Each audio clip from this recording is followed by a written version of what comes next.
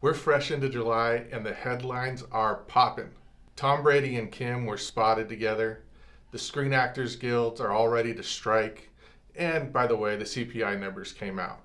Well, if I was you, Tom, I would tell you don't pass on this one. For the screen actors, don't act like you didn't see this coming. For everyone else, I've got you covered. Here's the deal.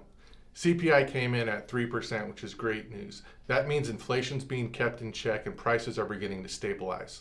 These rate adjustments have created some interesting trends in our local market. Even though lending rates are up over 7%, they're really just masking demand because median home prices are up about 2% compared to this time last year. Despite the fact that we have homes sitting on the market for 21% longer, our home inventory is down almost 26% compared to this same time last year.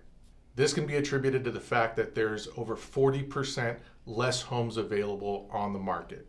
If you thought there was going to be some kind of major market crash, it's not happening.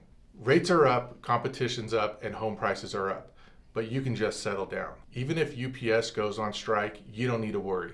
I'm here to deliver.